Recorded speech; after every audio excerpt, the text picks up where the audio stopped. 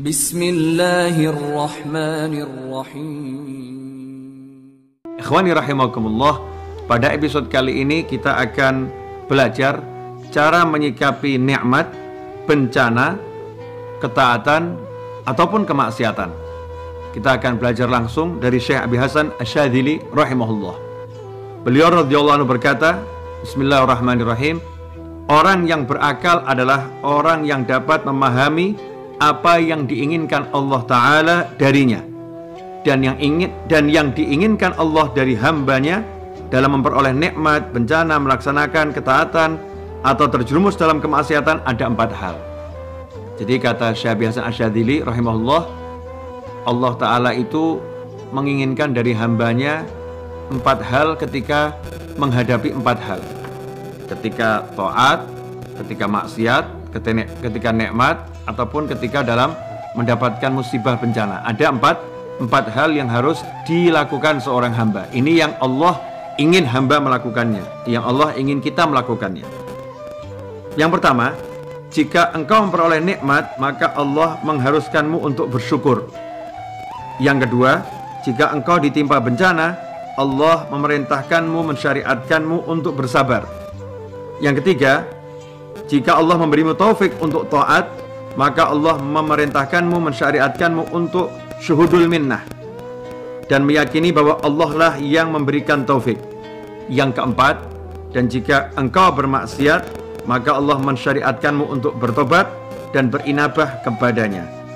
Barang siapa memahami tujuan 4 perlakuan Allah ini, maka ia dekat dengan hal-hal yang dicintai Allah, dan dia adalah hamba yang sejati, sebagaimana sabda Rasulullah sallallahu alaihi wasallam, "Man ibtuliya fasabar, wa utiya fasyakar, wa dzalama fastaghfar, wa dzulima faghfar." Barang siapa diuji dengan bencana kemudian bersabar, diberi nikmat kemudian bersyukur, berbuat zalim kemudian minta maaf, dan dizalimi kemudian memaafkan. Rasulullah SAW kemudian terdiam, sehingga para sahabat bertanya kepada beliau sallallahu alaihi wasallam, apa yang ia peroleh wahai Rasulullah? Rasulullah sallallahu alaihi wasallam bersabda mengutip wahyu Allah Subhanahu wa taala, ulaika lahumul amnu wa hum muhtadun. Al-An'am ayat ke-82. Mereka itulah orang-orang yang peroleh keselamatan, dan merekalah orang-orang yang mendapat petunjuk. Ikhwani rahimakumullah. Jadi kalau kita ini hidup, nggak mungkin lepas dari 4 hal. Orang hidup itu akan mendapat nikmat, akan mendapat musibah, berbuat taat, ataupun terjerumus dalam kemaksiatan. Dalam 4 kondisi ini, maka Allah Ta'ala telah mengajarkan kepada hambanya untuk melakukan 4 hal pula. Yang pertama, kalau dapat nikmat, dia harus syukur. Yang kedua, kalau mendapat musibah, ujian, harus sabar. Yang ketiga, kalau mendapatkan kemudahan untuk taat, bisa sholat, bisa puasa, bisa zakat, bisa haji, bisa zikir, bisa taat apapun, hendaknya dia syuhudul minnah.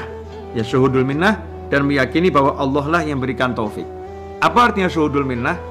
Syuhudul minnah itu melihat bahwasannya yang memberi adalah Allah Subhanahu wa ta'ala. Jadi kalau bisa sholat, tidak melihat bahwasannya saya bisa sholat, tetapi melihat saya bisa sholat karena diberi Allah kekuatan untuk sholat. Hati saya diberi Allah kekuatan, tubuh saya diberi Allah kekuatan.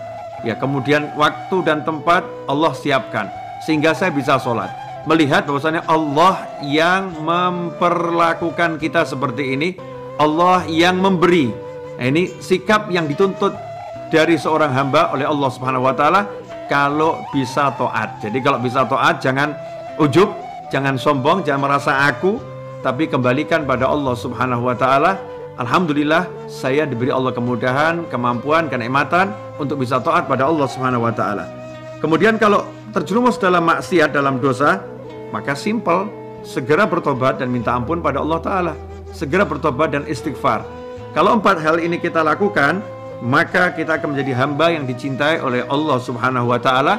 Bahkan Nabi Muhammad SAW menegaskan dalam sabdanya, manibtulia fasobar, siapa diuji kemudian dia bersabar, gak berkeluh kesah, tidak menyampaikan keluh kesahnya kepada makhluk, ya, tidak mengeluhkan kondisinya kepada makhluk, wa utiya fasyakar, diberi karunia kemudian dia bersyukur kepada Allah Ta'ala, berterima kasih kepada orang yang menjadi perantara sampainya nikmat itu kepadanya, wa dzalama fastaghfar, dia berbuat zalim baik kepada orang lain maupun kepada dirinya sendiri.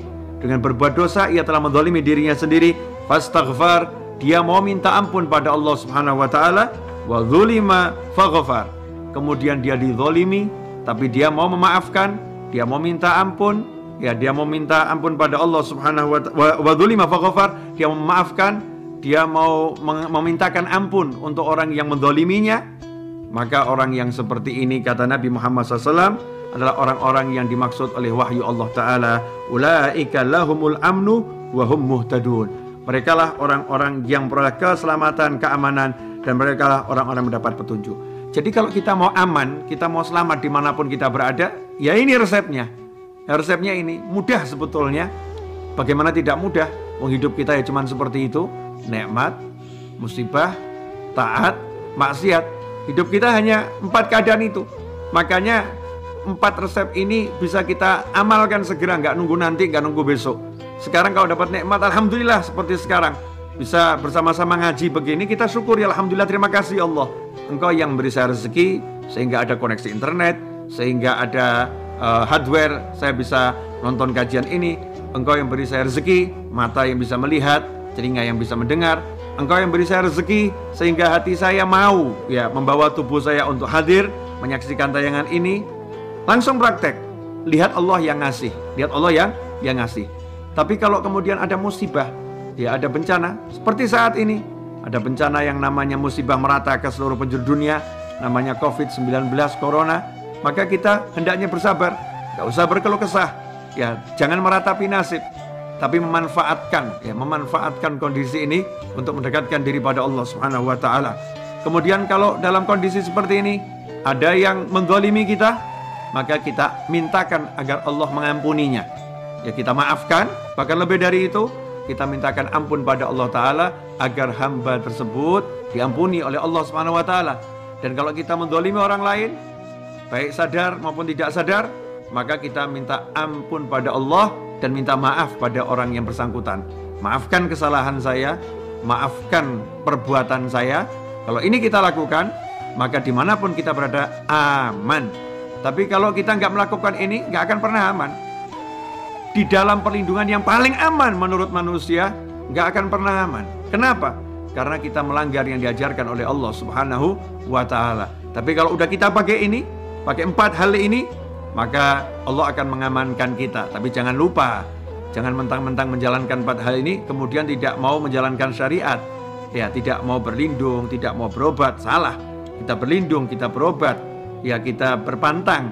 Tetapi 4 hal ini akan menjadi jalan bagi kita untuk mendapatkan pertolongan Allah Subhanahu wa ta'ala.